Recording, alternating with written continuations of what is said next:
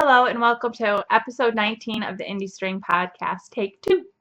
So second week in a row, I'm very excited. I am your host, Kay, also known as Indie String on the Ravelry boards. Come find me.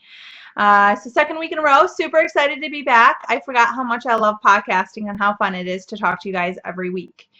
I'm hoping that you kind of go along with me on this journey and don't give up on me. I'm setting this as part of my schedule, and I'm really looking forward to all the times in the future and the fun that we can have together.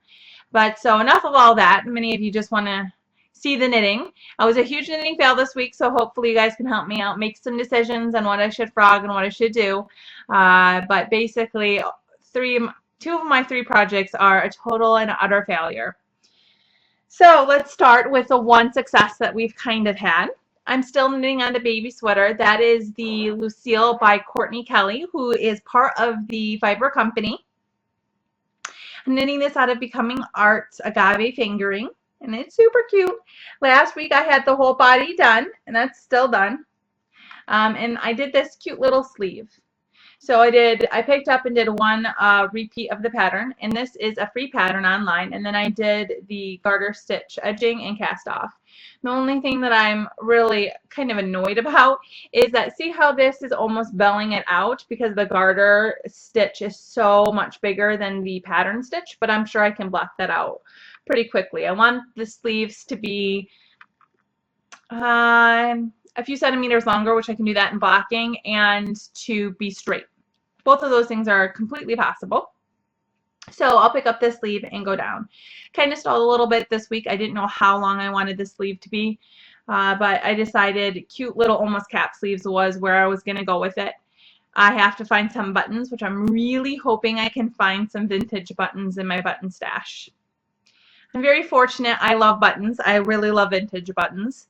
And I've inherited buttons along the way from several family members, so I have quite an extensive collection.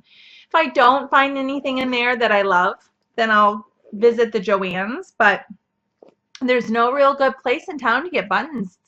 It stinks. The closest place is the Button Emporium, which is in Portland, and that's about an hour and a half.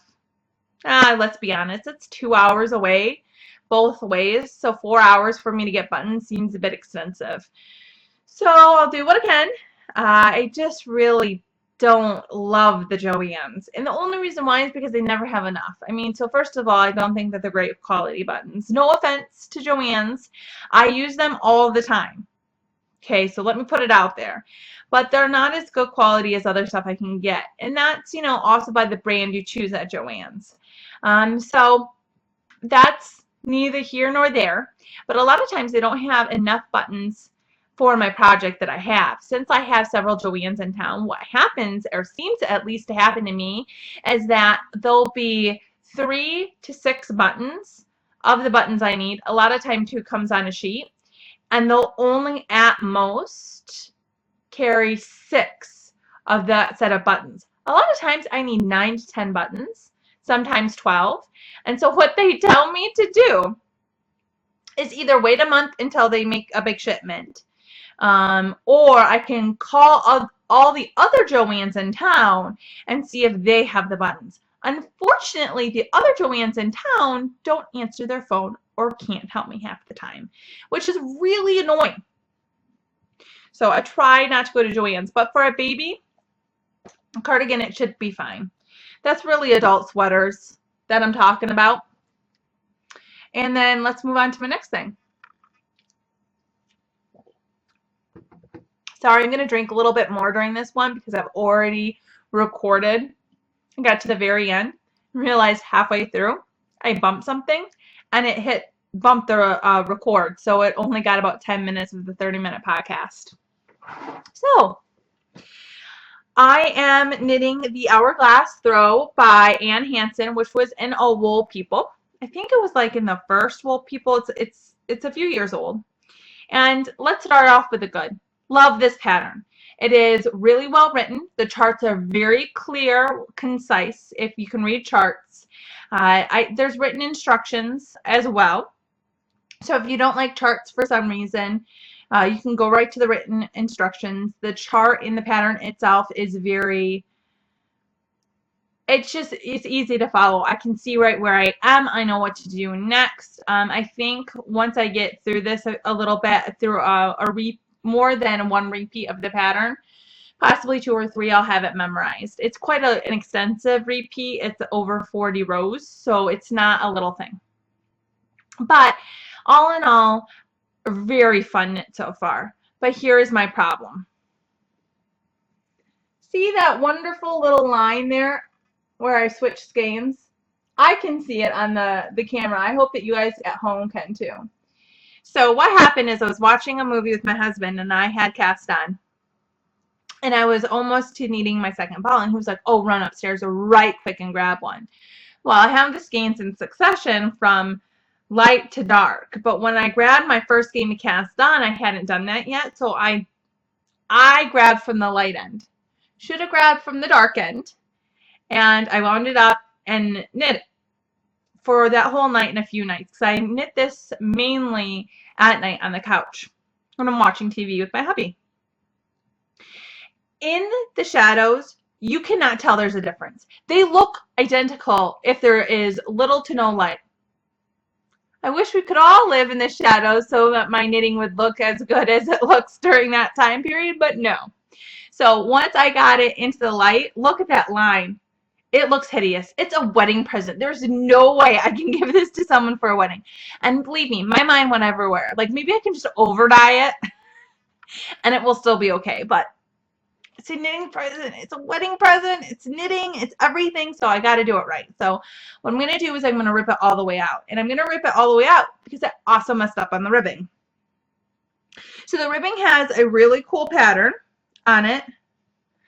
And it kind of goes small, small, 2 big ones.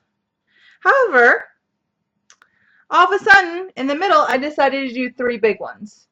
Well, that's not the knitting pattern, so darn it all, I'm just going to rip it all the way out. And what I think I'm going to do is I'm going to go one way. I don't know what I'm going to start with, but I'm going to go light to dark or dark to light.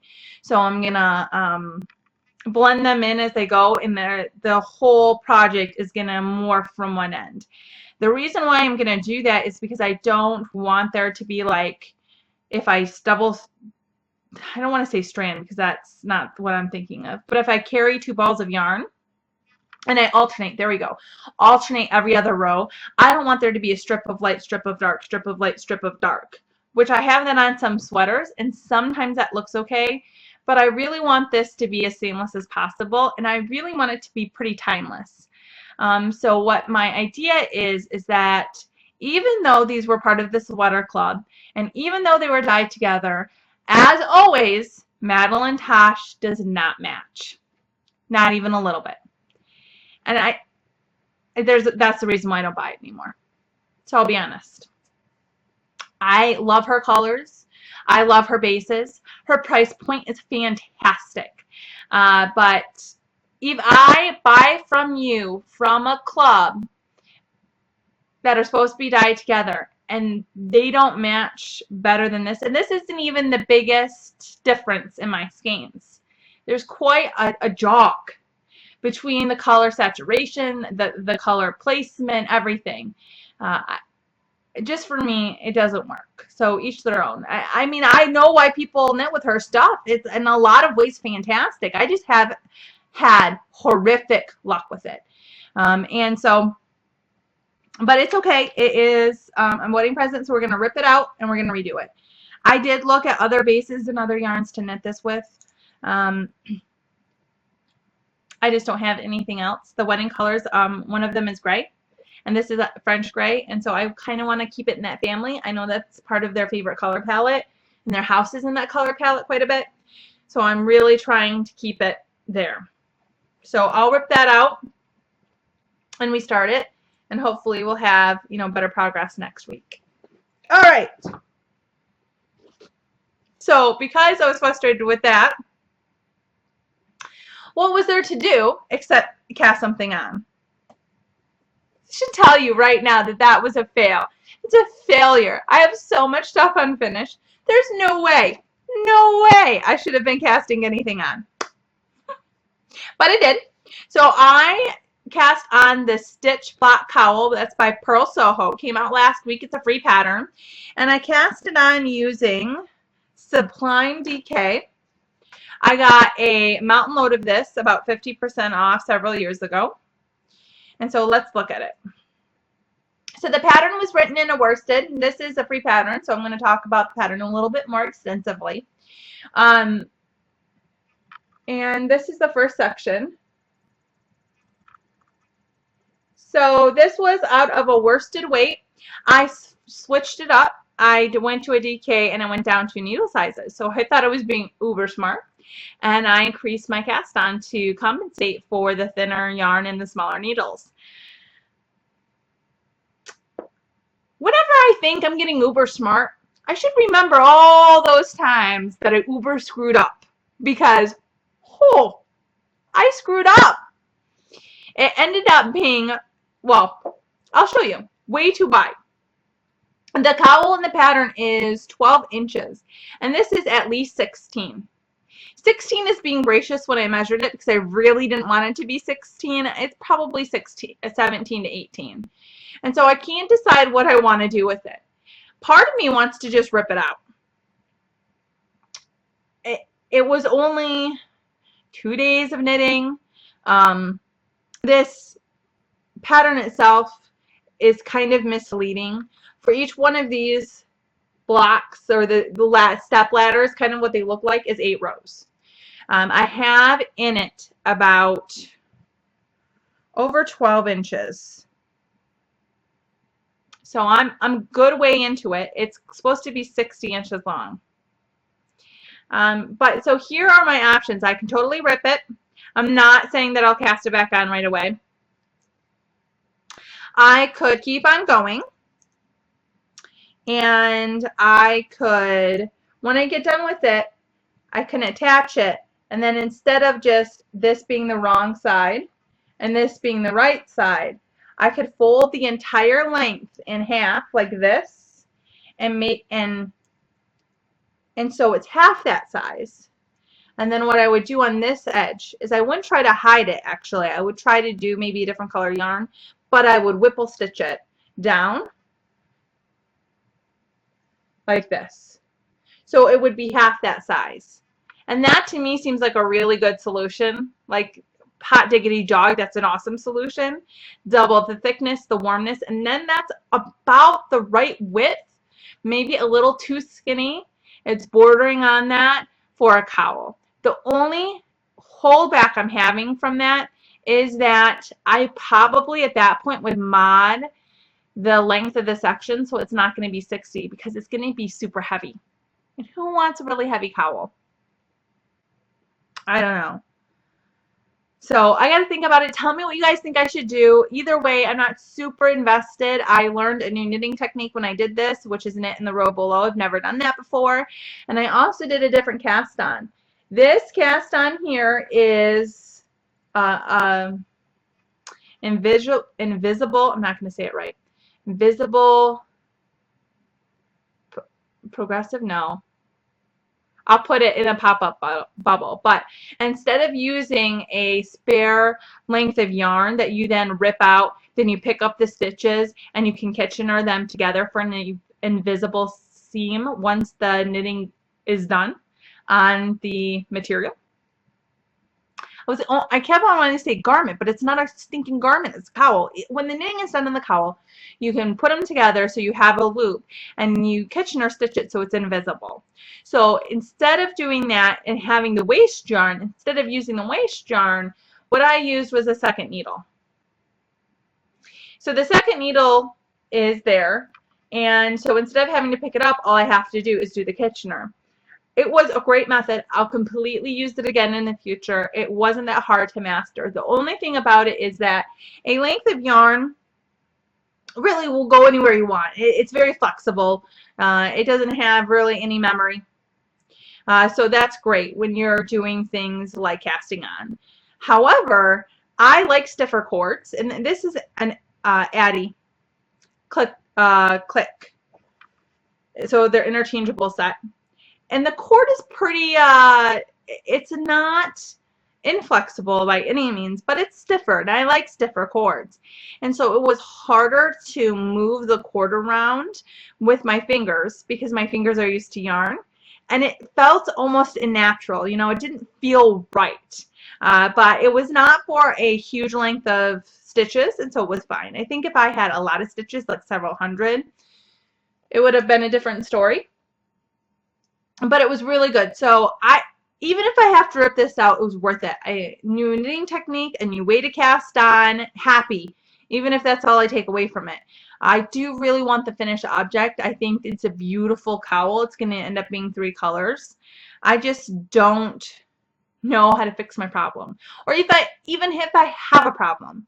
Maybe you guys are all going to tell me that a 16-inch wide cowl is like the thing and that I'm crazy pants.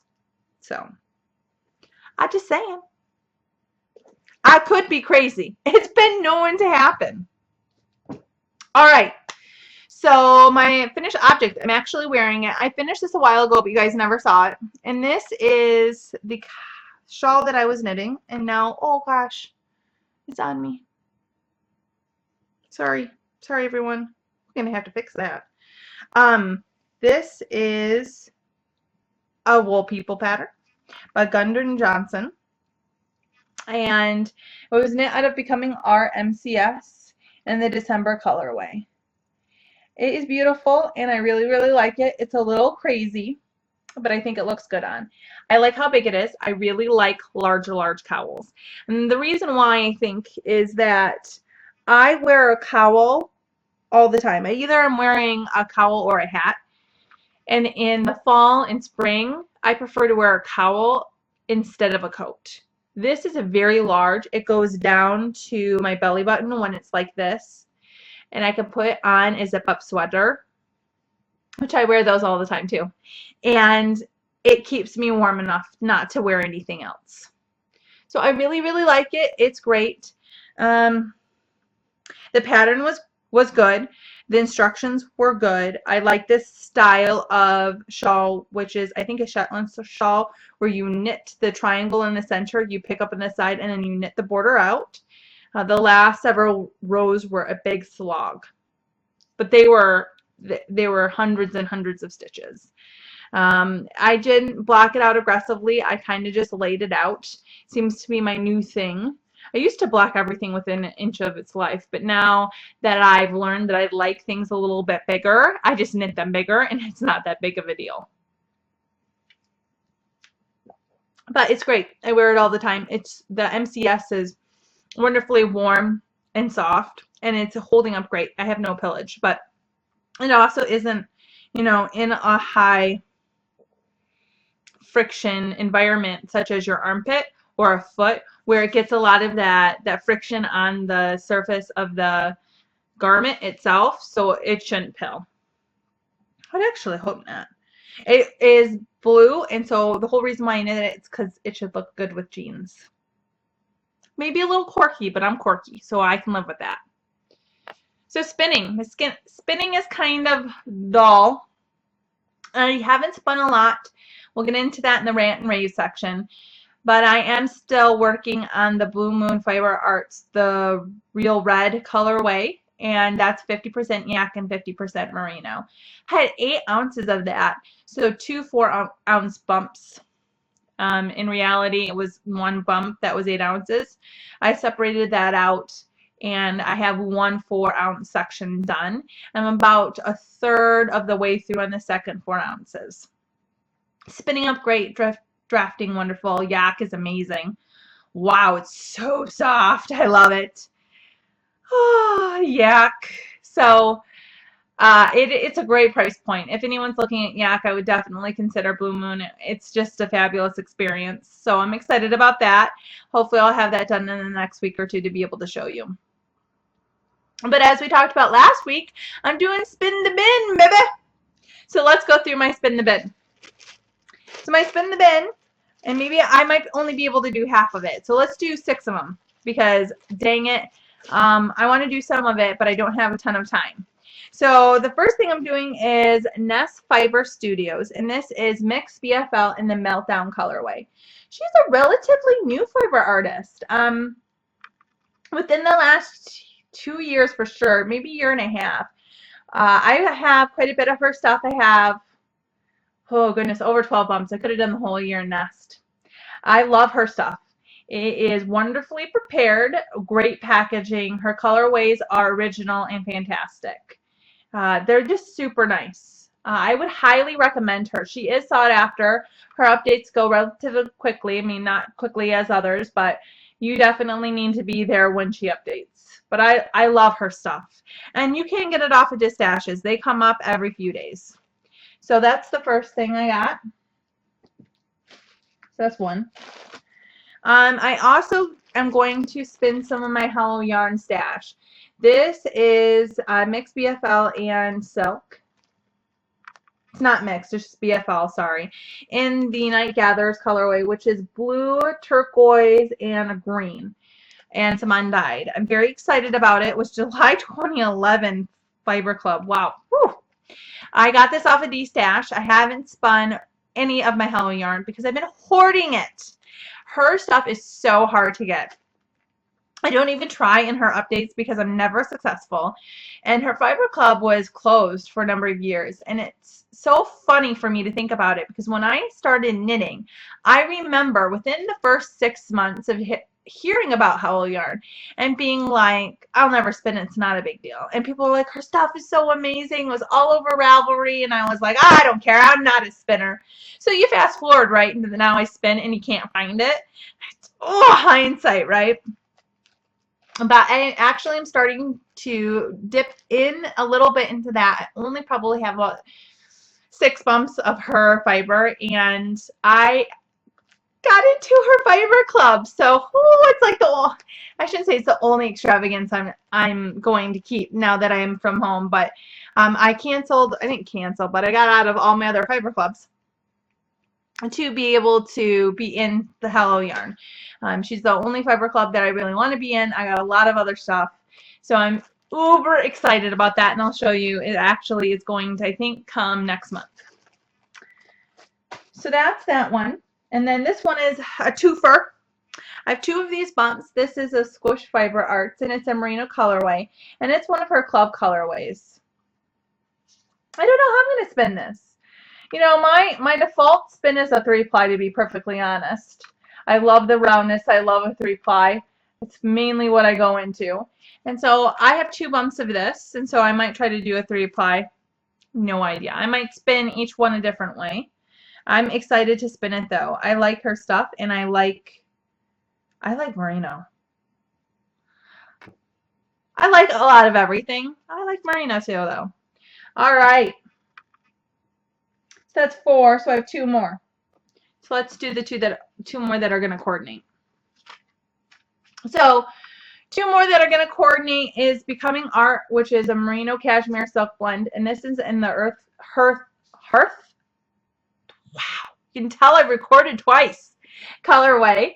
It is orange. I love orange, one of my favorite colors, and I'm just excited about this one. I spun this colorway when I first started spinning. I was just on a lamb's wool. It was a very nice, and it was one of my first, I think it was my 2nd or 3rd skein. And my friend really loved it, so I gave it to her. So now I get to my own. I am going to also spin that in connection with this. This is a Squish Fiber Arts in the same blend, merino cashmere silk blend.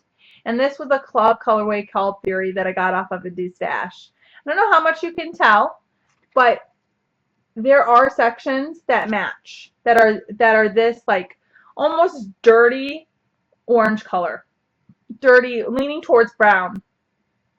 And so what I'm going to do is I'm going to spin them up separately, either do a 3-ply out of both of them or a 2-ply, and then I'm probably going to try to use them together in a project. Either something striping or a shawl or a color blocked or something. So we will review the rest of my spin the bin next week as I'm running out of time, and I like to keep this around 30 minutes, so it's like a doable thing. I love the long podcasts, but there's quite a few of them, so no need for me to clog it up. All right, so enabling. So we're going to go through 2 things that I got for Christmas. So my first thing is I went to Michigan after Christmas for what my daughter calls second Christmas. She was quite pumped that there was going to be 2 Christmases this year. And I got some stuff for my mom. Now, my mom started sewing. She always knew how to sew, but she never had a lot of time for it. So she started sewing again. And I was delighted and super surprised that she made me bags. Made me lots of stuff. I'll show you all of it. But this is the big bag. It's a project bag. So right here, there's pockets. There's 2, one on either side. There's a nice loop handle, and then there's one big pocket up here. The inside has 2 large pockets, enough that both can contain an 8x11 pattern and protective, like a sleeve to protect it. And it also can carry, one of them can carry my, I almost said iPad on one side. It has a flat bottom, and what I like about it is it's heavy. It is a really heavy, nice bag. There's a lot of fabric. You can totally feel it, but it's open when I knit it. So this is what my blanket is going to live in. Very excited about that. She did a great job. To go along with that, she made me 2 other things. The first thing she made me was an ocean's pouch to match. Very simple, cute, the nice zipper. So I'll get that into use now that I've shown you guys it. And then the second thing she got and she made, I'm duly impressed, is a needle holder. So I'm weird. I'll throw it out there. Y'all knew it already. But there's some things I'll spend money on, and there's some things I just won't. And a needle holder for me has always been one of those things that I won't spend the money on. Not that they're not worth it, not that people are overcharging, but just personally for me, I have a hook that I hang them on. You know what I mean? Like, to me, it's never been something. I've always wanted one so I can be more organized, but it was never worth the $60 to get one. So my mom made me one. Awesome. So I'm going to open it up, and there's going to be a Velcro ripping sound. So if you have your earbuds in, you're going to want to 3, 2, 1. Okay. All right. So look, I filled it all up. It's super cute. I love it. It's working great. I've never had one before. They're all organized. I would hunt for needles. I have a lot of needles. I'm not going to totally say I don't. And I have a lot of fixed circulars. So I could do with another one of these, if not 2, but I'm super happy. And thank you so much, Mom. She did such a good job. Okay, so the second thing I got for myself, and I've been looking at it for a long time, is an Addy Click. So I got the lace tip extra long needles. So they look just like they normally look and all the stuff. So in here houses a needle gauge and the different lengths of the cord, and then these are the actual needles themselves. I really like this set.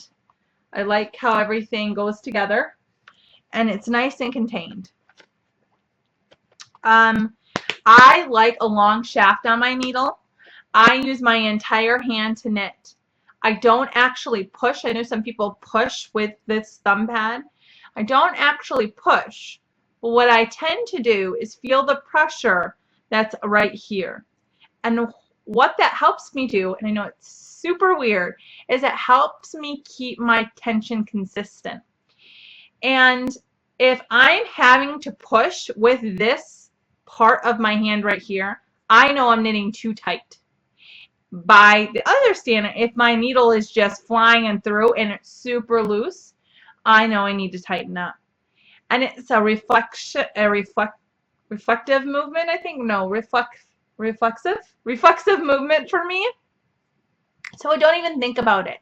And I didn't even realize that that's what I was doing with that part of my hand when I knit, until I tried itty bitty needles that the shaft was super short, and I hated them. Hated them with a burning passion.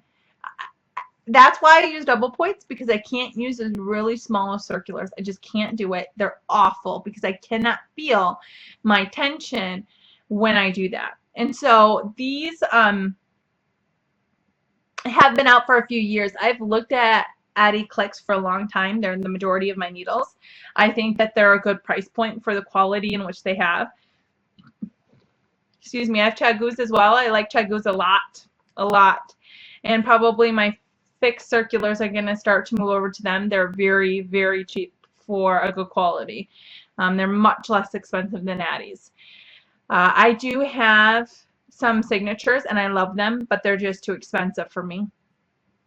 Quite honest. I mean, they're just, I mean, at 50 bucks a pop, if not more, they're too expensive. I really like their fixed. I probably over time would have gotten their entire fix set, but now that they've gone away from doing their fix and have their convertibles, which are one needle shaft. So let's say you have a size 5 needle shaft, but the cords themselves, you have to buy different cords for the different lengths. But the cord for a size 5, whether it be a 36-inch cord or a 48-inch cord, can only ever fit a size 5. That's it. And so for me, personally, when I priced it all out, it was just so expensive to get an entire convertible kit of the ones that I wanted, that I decided that I would just wait until Addies went on sale. And I found Addies on sale, so I got them. So I liked the point of the lace, and I liked the length of the extra long. That's why I waited until I got this a few years ago, and then I've just been waiting for it to go on sale. So Merry Christmas to me. It's my first interchangeable set. I'm pretty excited. You know, only knitting for, oh gosh, 7 years. So I did get something off of D-Stash as well. So this is, there's only a few things in which I say I can go out on a limb on that are a big purchase. This is a big purchase for me in my new stay-at-home gig. So what I got was Viola. And this is the new Viola. She's actually not dyeing this. What this is from John Arbon Textiles, and it's actually from Europe, and she did the color blending on it, which means that she took different colors. I believe this is what it means. Correct me if I'm wrong, but different colors of the raw, not the raw fleece, or maybe dyed fleece, and blended them together to get this color. It's very difficult to capture. That's why it's called Unpredictable. I wanted this colorway for a long time. It's got peaches and yellows and pinks and blush. It almost looks skin tone. Not a good look for most people. I think it's probably going to draw me out a little bit, but I think I'll just wait for the right project. I'll probably blend it with another color, the other color being close to my face, and stripe it, but I'm very excited. So I got a sweater's worth, and it's a nice wool. It's just, it's next to Skin Soft. It's really great. I really love the color, and I'm very happy. So yay! There's only like 2 or 3 things, and this is one of the things. So that's all done. And so now let's go into rants and raves. And I'm not doing too bad. Oh gosh, I'm going over. So this week, really quickly, the weather was awful this weekend. If you live in the Pacific Northwest, I hope that you are all right, and I hope that you have power. It snowed. For the second time, a huge snowstorm here. It never snows and sticks here. So twice in 1 year is unheard of. So the snow wasn't so bad for us. We're Michiganders and drove around and everything was fine. Since I stay at home, I mean, my kid was with me on Thursday and Friday. She does still go to daycare part-time. And that's a whole nother story that we can talk about at a later date in Rants and Raves section. There's a very good reason for it. But so I kept her home on Thursday and Friday, and we made cookies and played castles and princesses and dragons and everything else that you would imagine that a 5-year-old would want to play. And that was a lot of fun. But what happened on Friday night, was it? Yeah, Friday night, we had an ice storm. And I've never been through an ice storm here. And I've only been through a few in my life. the trees here cannot handle the weight. Never had an ice storm, I don't think, most of them. So with the snow, which they never get snow here, it never sticks. So you had snow and then ice. It was just too much. The trees were falling down everywhere.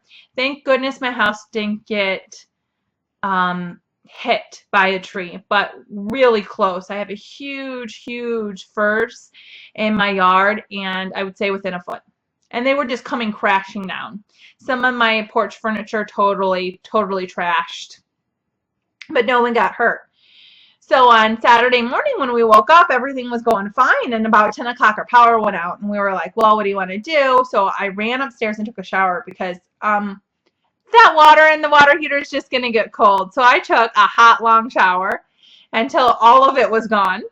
And then I got ready, and we decided we're going to go to town.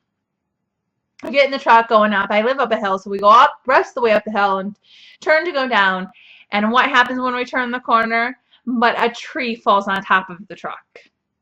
Now, that seems very dramatic. So it was on the back half of the cab. We have an extended cab, and it was about that wide.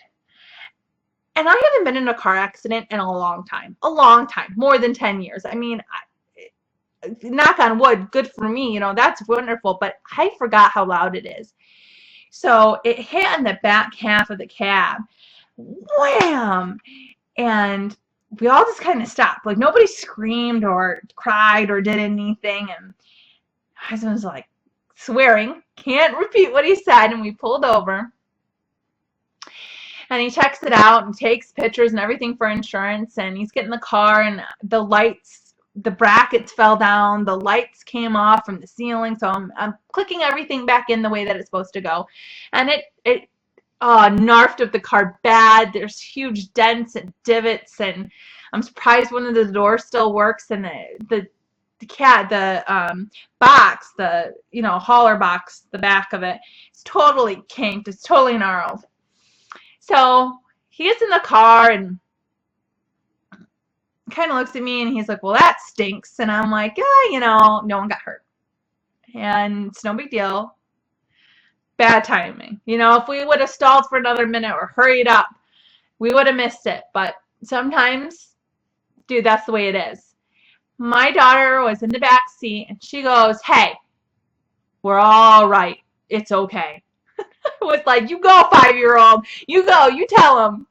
I don't know. It was just like so insightful over her. She just took a deep breath, and she was like, we're all okay. I'm like, yeah, we are, hon. Then we went down, we got a generator and all that stuff, but I was like, oh. So we started the claim process today, which is Monday, to get it fixed. Ding. So what are you going to do? Sometimes the way life is, when it rains, it pours. So I hope everyone had a wonderful week, that you guys were safe, that you have power, that it's all going swimmingly for you, and that you knit with some love. Thanks, you guys. I'll talk to you soon. Bye.